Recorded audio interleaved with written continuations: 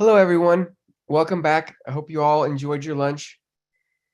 My name is Justin, and I'm very excited to introduce our next event. Mo Geiger will be giving her graduate lecture. Her work blends collaborative material processes, craft, and performance. And she sees labor as a starting point for relating to other people, and will tell us about her work over the past 3 years. So go ahead, Mo.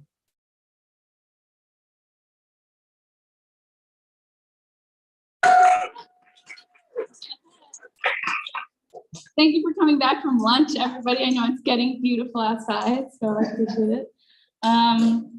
This is my graduate lecture. My name is Mo Geiger, and it's called Collective Doing.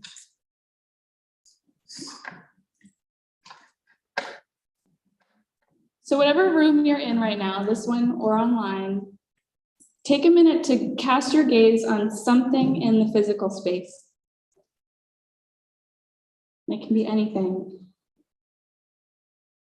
The amazing part about this is that whatever you're viewing was made, processed, or interacted with by many people on its way here over a large span of time. I bring this up not to center humans, but rather to center the interconnectedness of spaces and our lives.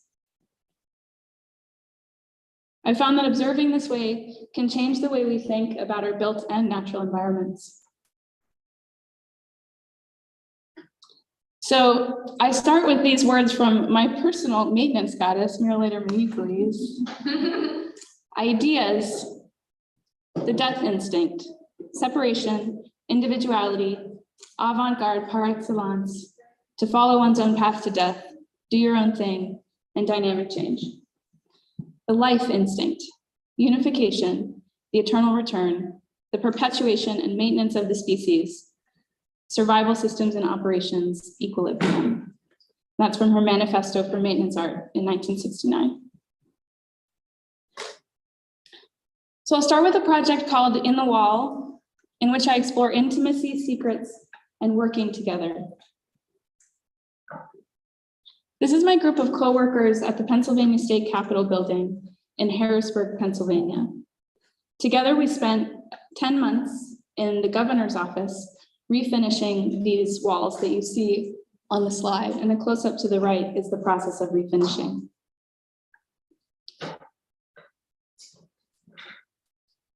At this job, I wear men's clothes and exist in a predominantly male field of work. My body looks very different at the end of each workday.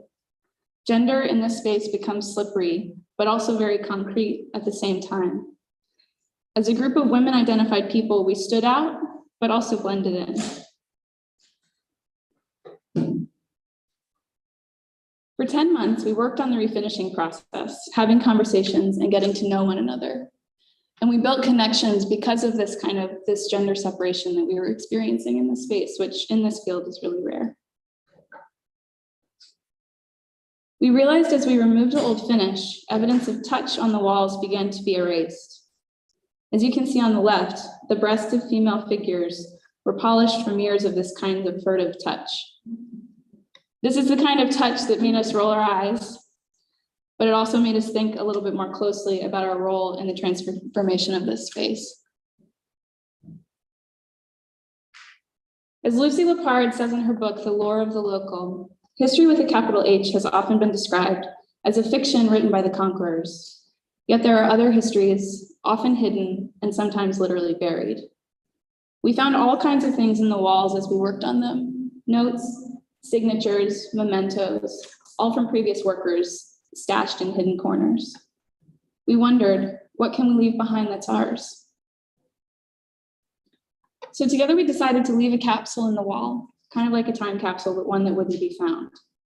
This is the prompt that I gave my coworkers for their contributions. I asked them for personal symbols inspired by, but also in contrast to the carved symbols that surrounded us each day in the space.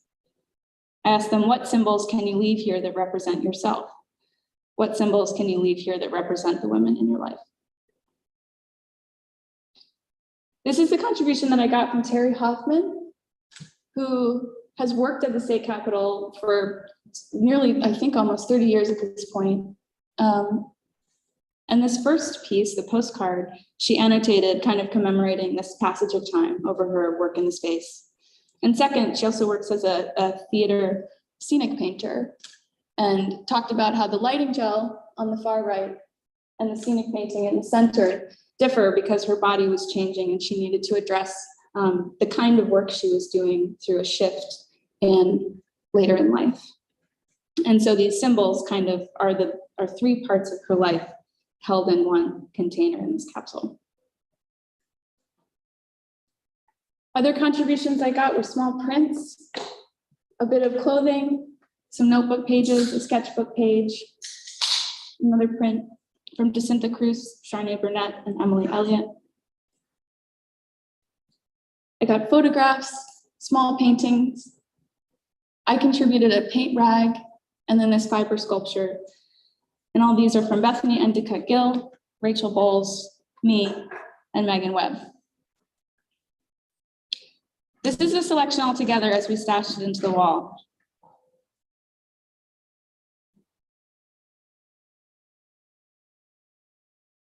We had to make sure it stayed hidden before anybody could figure it out. So we enlisted the help of one of our coworkers to help keep our secret. He's a carpenter in the space and closed up the spot in the wall before anybody could find it. Jacinta, who is the manager of the project, is the second image from the right on the top. And she frequently takes portraits of all of us in the space. And I think that's an act of asserting our presence. And so in the book about this project, I brought all of her images in, kind of honoring her action in that way. And these are all the portraits that she took of each one of us working on the room. In our co-written introduction to the book about this piece, Jacinta and I wrote, "Personal experiences in this circumstance are individual and based on more than gender. And therefore we can't make general statements about perception or the nuances of identity. Yet we can describe how it's possible to carve out physical and relational space for inclusion. After acknowledging that each of our bodies holds a different reality, we can start to see that these working bodies help us occupy and visualize a shared experience. It isn't an accident that this crew is all women. Intentionally inclusive crews can spread and multiply. It's about sharing space and not dominating space. That way we can share knowledge and carry it into new environments. There is space for humor and sincerity among our group and in the imagery on the walls, just as there are in the sneaky capsule." And so then I asked this question, why look behind the scenes? It's something I've always done, and it's something that I'm going to continue to do. And working with other people is the way I relate.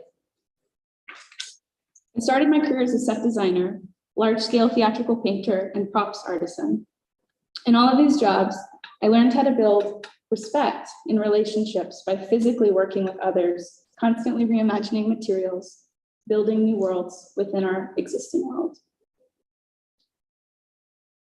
Building and designing scenery also made me consider space and place quite specifically, as the capacities and realities of any theatrical space, indoors or outdoors, traditional or not, create sometimes really inspiring parameters for the visual worlds we create and exist in.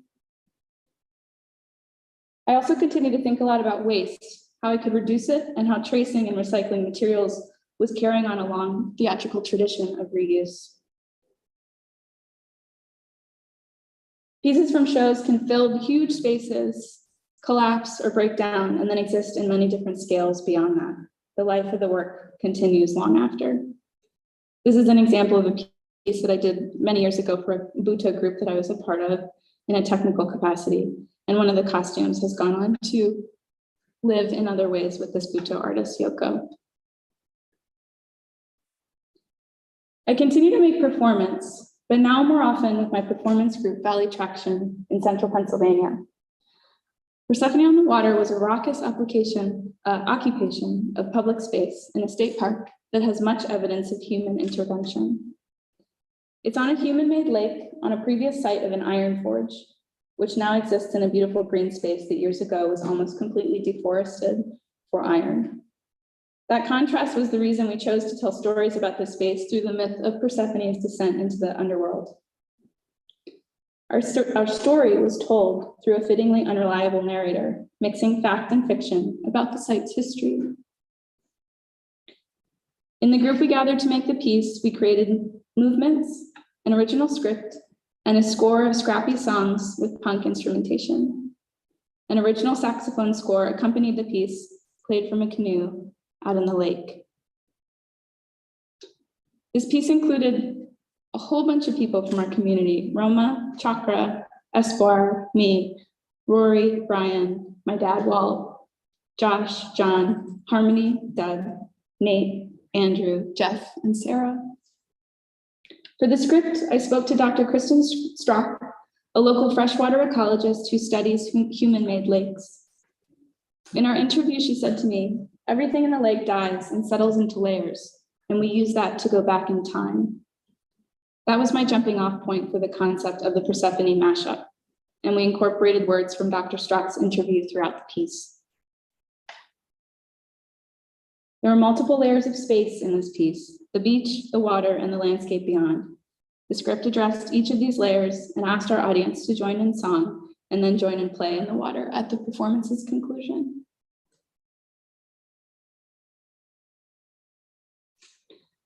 So this next project actually happened before Persephone.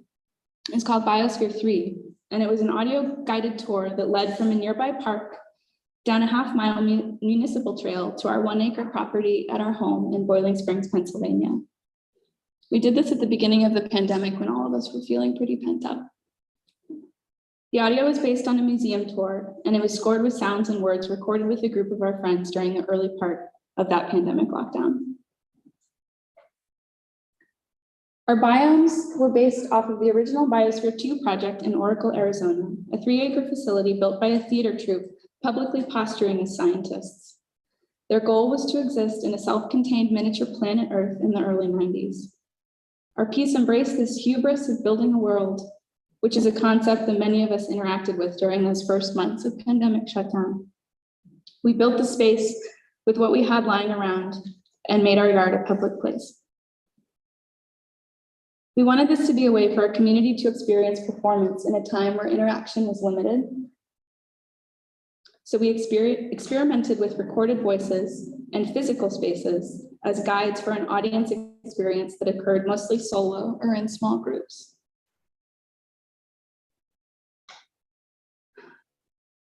And these are some audience photographs showing how they were moving through the space, each of the biomes. As you can see, our yard is full of bamboo, so structurally that helped a lot.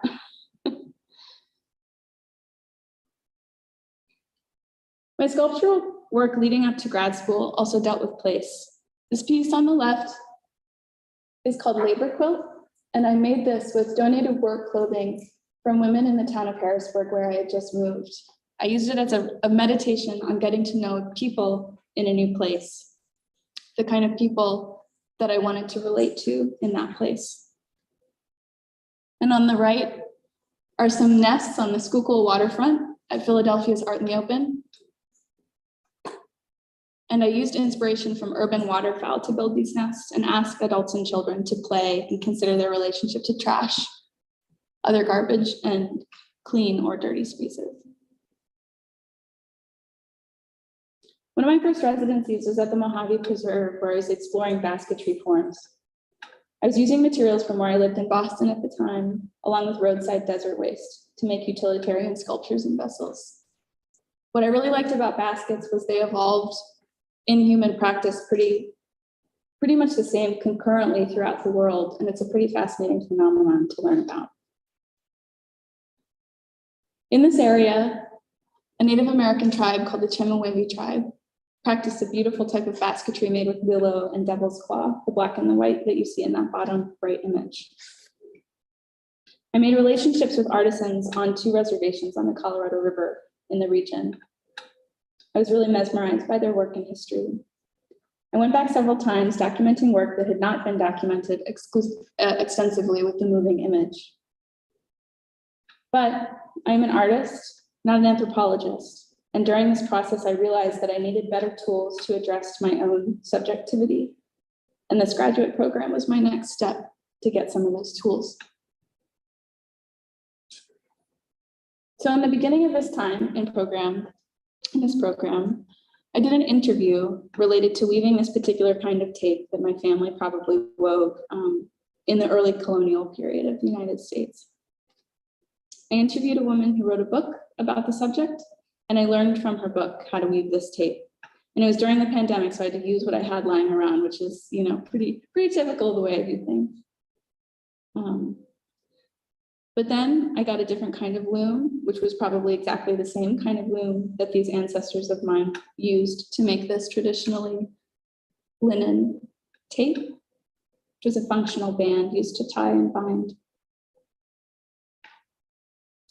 And in this process of learning, I wondered if I could find some local linen. And I couldn't. So I did some research on some people in the area who are reviving this practice of growing flax, which is where linen comes from. This is flax processing at Knee-High Farm, led by Heidi Barr and Emma DeLong. And I visited them and kind of learned about the process, learned about the plant, learned about what they were doing. And then they told me that they got their seeds from the Willamette Valley in Oregon.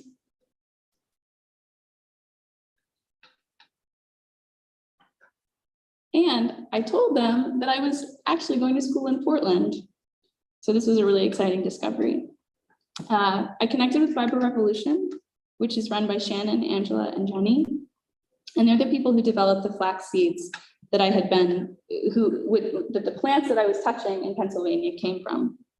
And this is them in the Willamette Valley growing their plants.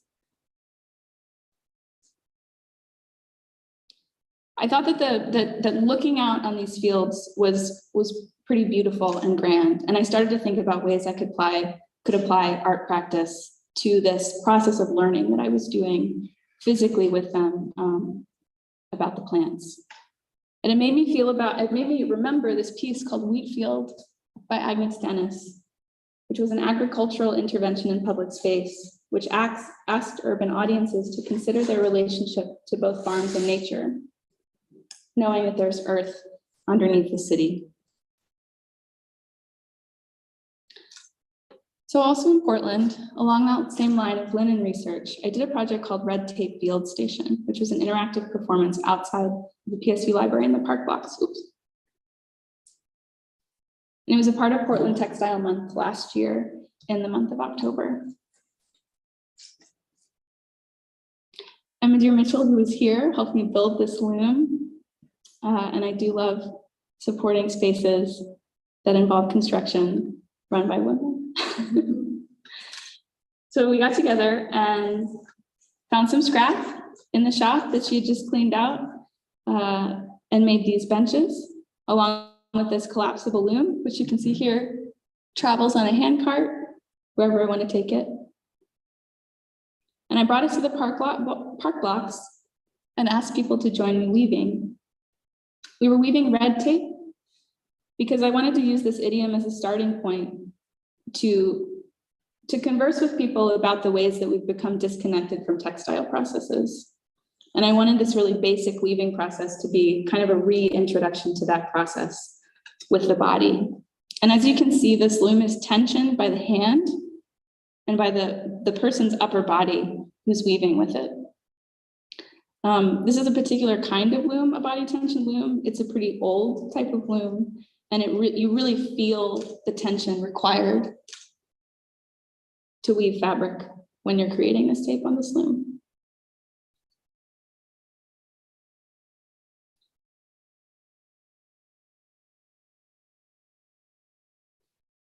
And during this process, the visitors all signed their names along the tape, kind of commemorating their spot in the weaving and the time that we spent conversing. And this is the loom breaking down and traveling.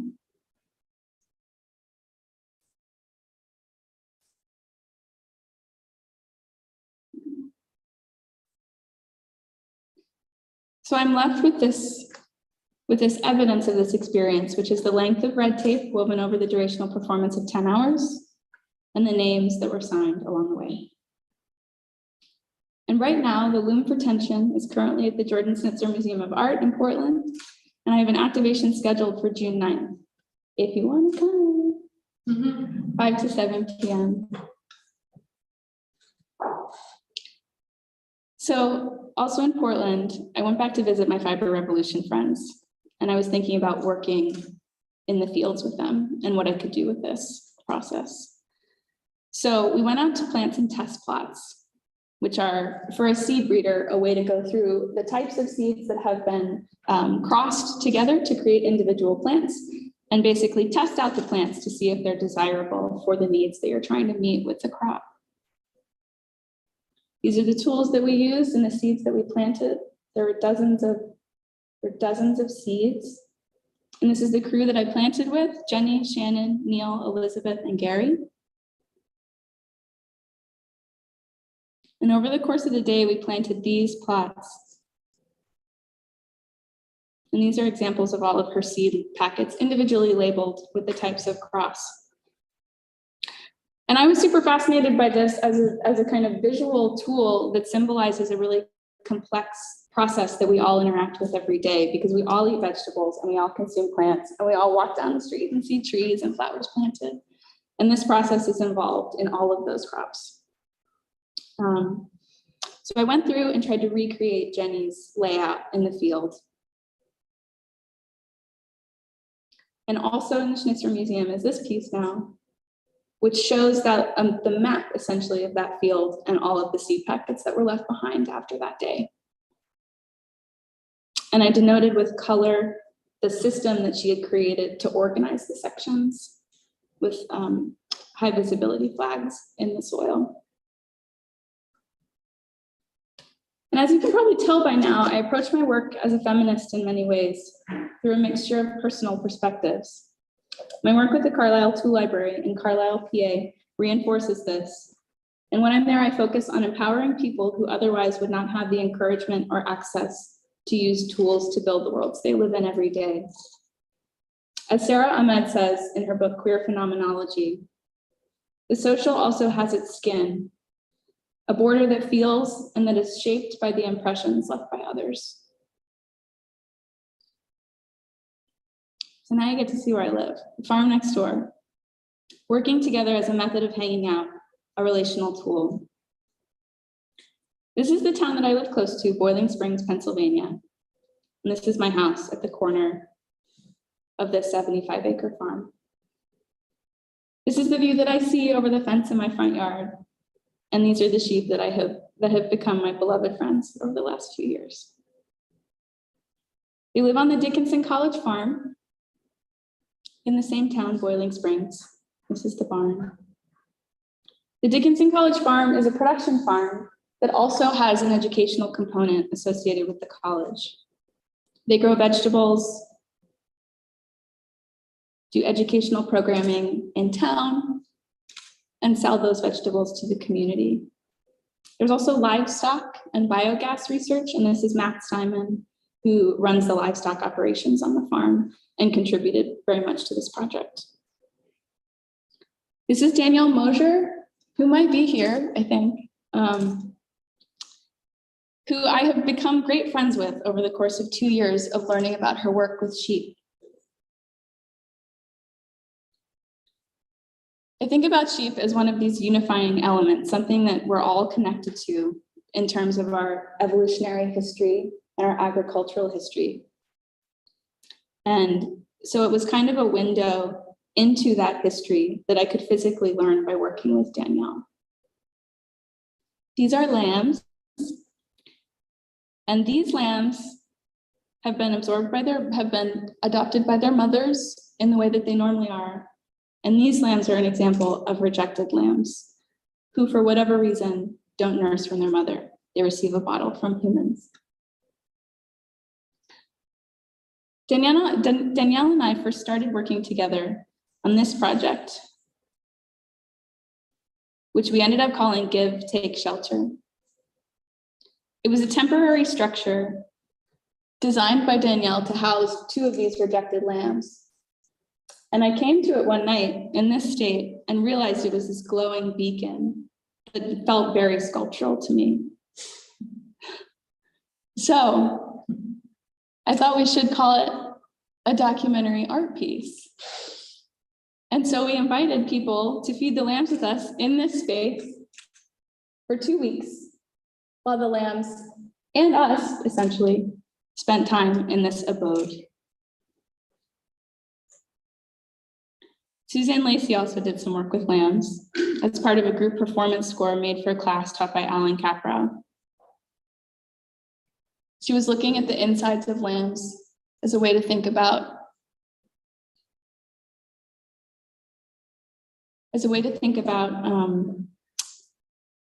the ways we interact with agriculture as part of a performance score. The next project Danielle and I did together was The Sound of Sheep. And this is thinking about laying one place on top of the other, which during the pandemic, we had to do quite often. This is one of the lambs I was taking care of at the time. What we did was record 25 minutes of sounds that we recorded in the field with the lambs and with any other noise that was happening around us, which we realized was a lot. And so in laying this and inviting people to enter into the Zoom room during assembly of last year in this program, we were asking people to engage with this agricultural environment and remember that it isn't just animals in these spaces, it's people and machines and layers of, and many social layers within the space. And so we all sat together and imagined lambs walking through our yards or our living rooms or wherever we happen to be. Also on the farm, I did a project called Scores for Rest, which explored instructions and site specificity. I got together with the apprentices and farm workers, which rotate every year, and gave them each a handkerchief-sized piece of bed sheet that I divided into 3 sections, as you see here, and then asked them to think about the ways that they rest and take breaks on the farm. It was an interesting way to engage with a pretty difficult conversation about rest, our relationships to rest can differ widely depending on our background. And we had a short time together, but physically performing these scores that we wrote was a way to physically experience our own ways of interpreting rest and that personal history. So we performed some of the scores during the workshop and then ended up trading over the course of the next week and performed the scores individually in our working days. In this project, I was thinking about Caprow's tree happening in 1963 at George Siegel's farm in New Jersey. And I thought it was interesting that in developing this new art form, along with other artists, Caprow was using this agricultural environment that we're all connected to as a space of exploration. For Now My Companions is a section of my graduate project which explores documentary art, building relationships, and sharing labor. It explores the lines between fiction and nonfiction, and subjective experiences and measurable experiences. In taking care of the lambs, Danielle and I wore these clothes all the time. And so when I got ready to come out to Portland this year, I asked her to think about the way she would repair these sweatpants. And she happened to have some suturing thread in her pocket. And suturing thread is used to mend wounds in animals and humans. And I thought that was a really beautiful way to interpret repair on a garment from the perspective of a farmer, a very creative farmer. And my jacket, which I wore for 2 years, is covered with stains from the fields and from the milk. And it's also evidence of this work. And I felt it aligning inside the hood and around the collar to keep myself warm. And the 2 bottles that you see on the right here, which are very small, is where the bottles that always lived when I was caring for the sheep. And I see these garments as evidence, kind of sculptural evidence of the work that we were doing together and the ways that we were getting to know each other. And so I started thinking about all the other kinds of evidence that we were collecting. that was ending up in pockets and in corners and in buckets over the course of our time with the lands. It made me think of a flux kit, which during the Fluxus movement was a way for artists to get together in collaborative ways and activate artworks in a public way and help their art move through spaces outside of galleries. It essentially combined all of these materials into one box that could then be used, and it could be read, activated, and used. Danielle's field notebook was another big inspiration for this. In it, she draws a lot and takes notes, and her learning becomes very apparent as you go through the pages of this book, her process of learning. The publication that accompanies For Now My Companions is a version of that book. It kind of takes all of our learning together, and along with the materials in this kit, we're calling Sheep Kit, we took a toolbox that we found in the livestock closet of the farm, which I made feel warm and fuzzy on the inside, bright red and felted wool, and put all of the tools and stories that we had collected over the years inside as kind of narrative learning tools to be activated by future apprentices on the farm, since they rotate every year.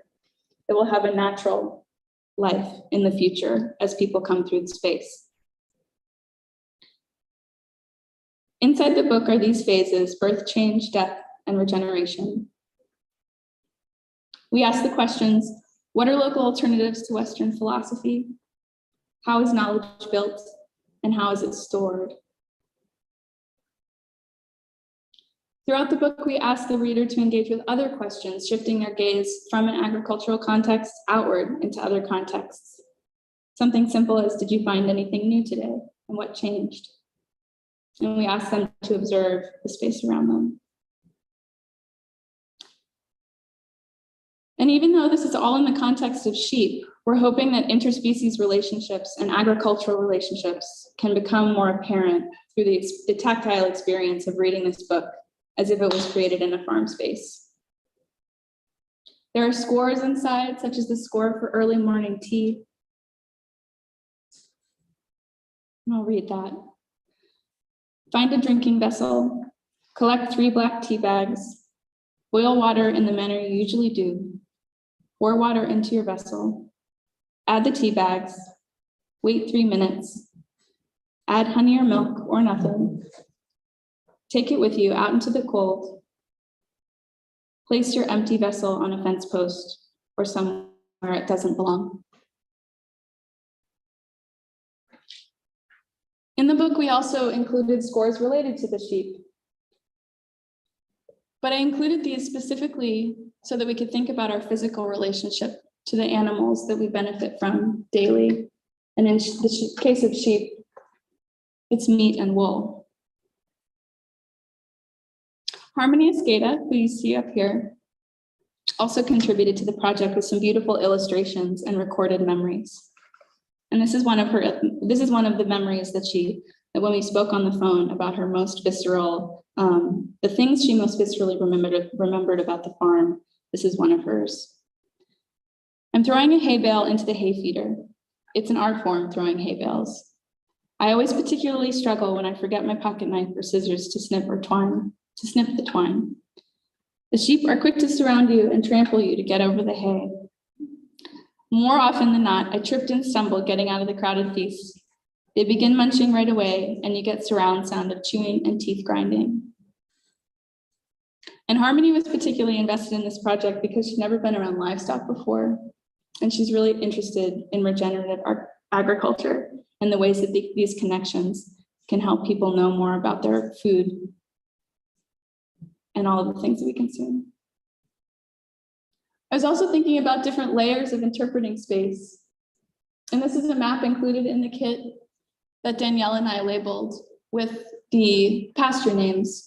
So we have the farm, but we also have the different parts of the farm as they are known by the people who work there. We included tools, the actual tools that we use. And we were also thinking about ways that visual languages manifest in these spaces, and the ways that when you take them out of context,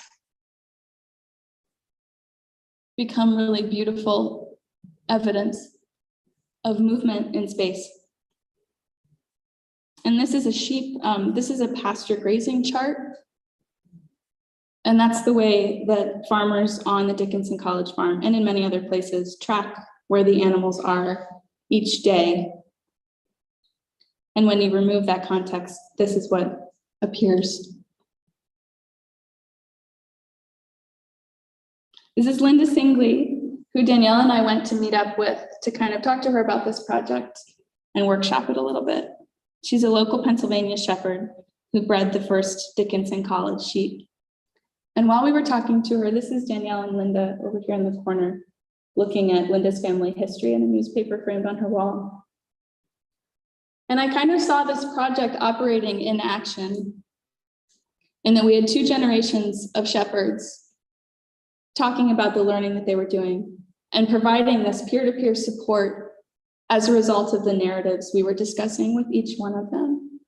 And I'm hoping that that is the way this project can exist in the future. So looking forward, as y'all probably saw on Friday, the 5th grade Safety Patrol High Visibility Crosswalk Spectacular with the wonderful Becca Kaufman, who's here today in our live audience. High visibility happens to be a really perfect example of thinking and existing collectively in space. As a person who sometimes needs high visibility gear for work, I know the kind of magical push and pull it creates between mundanity and spectacle. Becca's interest in crosswalks and the concept of social high visibility was really inspiring to me. It was really amazing to collaborate with Becca. And as I head outward into the world beyond grad school, doing this project with them made me realize how many ways these concepts I'm exploring can be applied in public space, utilizing performance and improvisation and physical material as a celebration of the actions that surround our lives every day and often go unacknowledged. My line between what's up front and what's behind the scenes is blurring, and I hope that approach will continue to propel me into new work that blends all of the forms I've discussed in this presentation. We are all individual people, but each one of us has a space in building the social structures that surround us. We perform these actions sometimes unconsciously, and they have such potential to spark wonder if we focus real close and then zoom out again. Thank you for coming to my graduate lecture, and I'm honored to have been a part of this group for the past 3 years.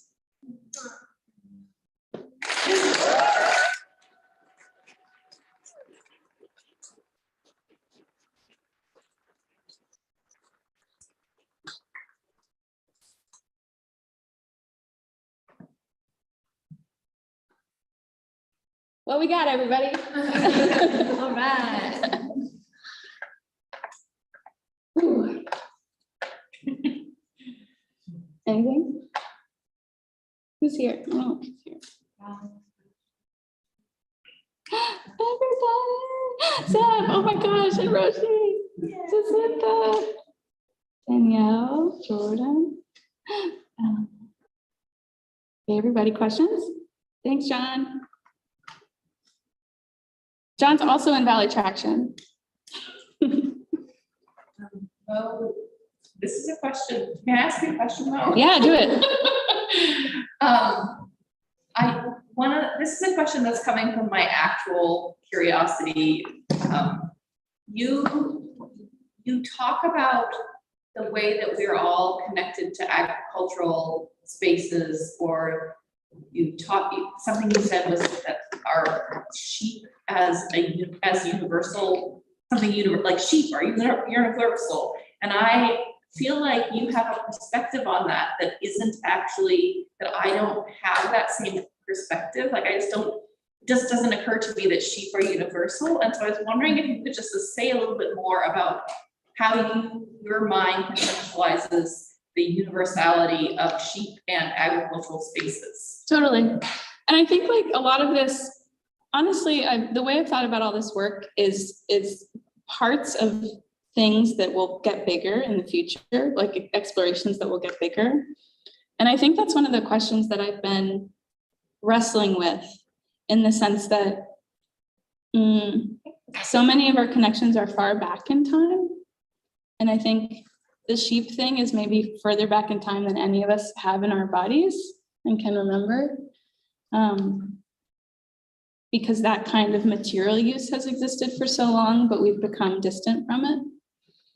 And I think this project is kind of the first step into that kind of inquiry, like figuring out how to explore those things that connect us all. And I don't think any of this stuff is like at a perfect finished state necessarily, for sure. Nothing is. Nothing is. But does that answer your question? It begins to. It's like about process ways of making that have been going on for a really long time that we have lost a conscious awareness of. Mm-hmm. Yeah. I'll have a longer conversation with you. Yeah, for sure. Talk about that. I'm sorry. Yeah. I have a follow-up question Yeah. to that question. I was very interested when you had articulated yourself as a shepherd, or creating a mentorship between shepherds, like a generational shepherd. Mm-hmm. Can you speak a little bit more to what you envision the next generation to look like? And are you interested in working with, because you mentioned a feminist approach, a new generation of women or identified shepherds, to reclaiming that techniques and the material? To be sure, yeah. I mean, to be clear, I don't call myself a shepherd, and I'm definitely an interloper in these processes. Like I kind of see myself as like coming in and finding things to pull out and use as kind of like a translator in a way, from this very specific community into a broader community that is either art or otherwise. And I think that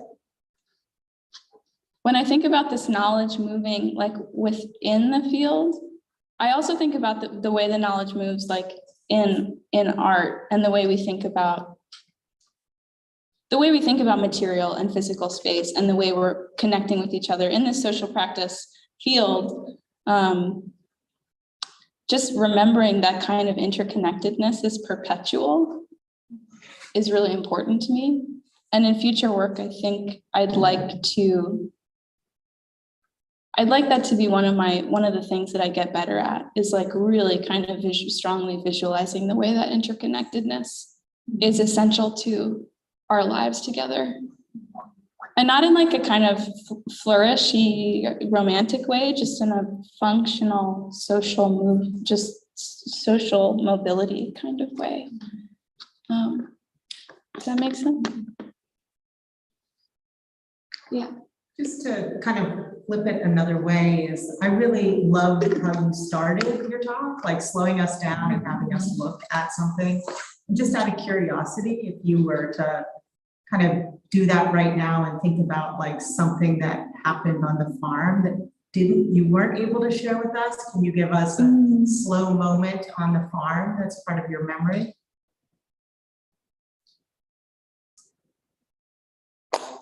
There's a story that I heard about the death of an animal that I really have been trying to figure out how to share outwardly. I don't know if that's a shareable thing or not. I mean, the big happening I want to do is definitely one of those. It's like the moving of sheep from pasture to pasture for rotational grazing is this really beautiful kind of like fast-paced running motion. And I'm trying to stage that again, essentially with a big group of people acting as a fence. And so that's one moment that I couldn't capture in this form, that I think needs a very specific form to be shared. We have a question on Zoom. John, you can see here. Well, inspired by the ASCB, how are you planning to pursue this line of inquiry in the In future? the future, probably with you. I don't know. I think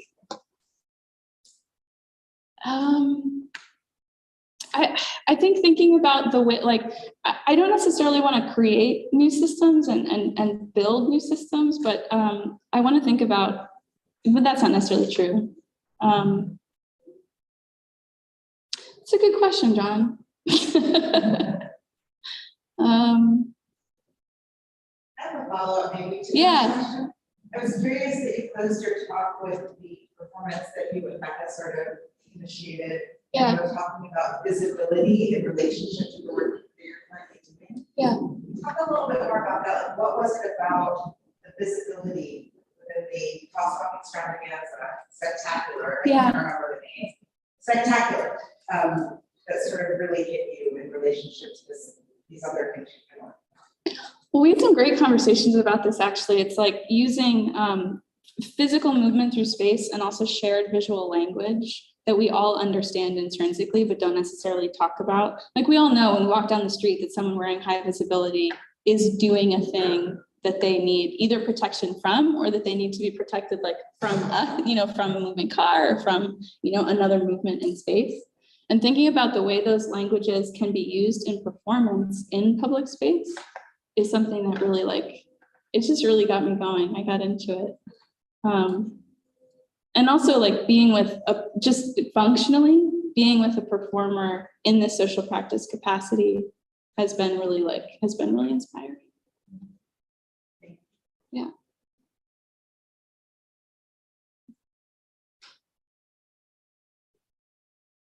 Thanks, Roz.